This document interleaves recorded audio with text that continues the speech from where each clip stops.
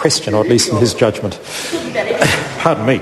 Question number 10, Nicky Wagner. Mr. Speaker, to the Minister of Education, what recent announcements has she made regarding trades academies? The Honourable Anne Tolley. Mr. Speaker, great news. I am pleased to inform the House that this government is doubling the number of new trades academies. In this year's budget, we promised another 5 new academies. We are now doubling that to 10. So with the current 8 and the 3 that are already scheduled to open next year, this will bring the total number of trades academies in New Zealand to 21. In addition to this, we announced yesterday that we're trebling the number of places in the Canterbury Tertiary College from 148 to 550. And this is keeping even more 16 and 17-year-olds engaged in education and practical skills training who would otherwise be at risk of dropping out of the system. Nicky Wagner. Thank you, Mr. Speaker. To the Minister of Education, where will the new trade academies be? The Honourable Anne Tolley. Mr. Speaker, this is quite a long answer. So they're spread around the country. The 10 new trades academies, which will open during 2012, are based in Nelson, Tasman, West Auckland, Manarewa, Central Otago and Taumarunui, as well as trades academies being led by UCOL, covering Manawatu, Horowhenua, Wairarapa and Puanganui, the National Trades Academy in Christchurch, Tamaki College, Kelston Girls College and the Correspondence School. And this is on top of those new trades academies already announced for Hawke's Bay and the East Coast, Taranaki and the West Coast. So by 2014, 12,500 places will be available. Point of order, the Honourable David Parker.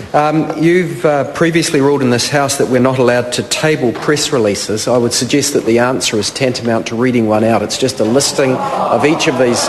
Mr. Speaker, it's a serious point of order. Can we get around? Order. Can we get around rulings as to the filing of press releases just by reading them out in answers? Well, order, members are entitled to ask questions they choose to ask so long as they're in order. And the question was in order and it did ask for that information. I would have stopped the Minister had she made any disparaging comments about any other parties at all, but she was actually delivering the information sought by the questioner. I think, though, we did hear probably sufficient in the answer, though, because it was going on quite a while. Question number 11, the Honourable David Parker. I beg your pardon. Carol Beaumont, I apologise. Supplementary question to number 10. Thank you, Mr. Speaker. Will increasing the number of young people in trades academies translate into greater numbers of apprenticeships without providing employers with greater financial certainty and confidence to commit to employing an apprentice? And if so, how? The Honourable Anne Tolley. Oh, the answer to that is yes. And actually, in talking to students at the CPIT yesterday with their tutors, what the feedback that they're getting from employers is, having had these students come through the trades academies, they are much better prepared to go into the workforce, and employers then that they are working with are coming to the CPIT in order to get those apprentices first before going out to the broader community. Brendan Burns, supplementary question. Thank you.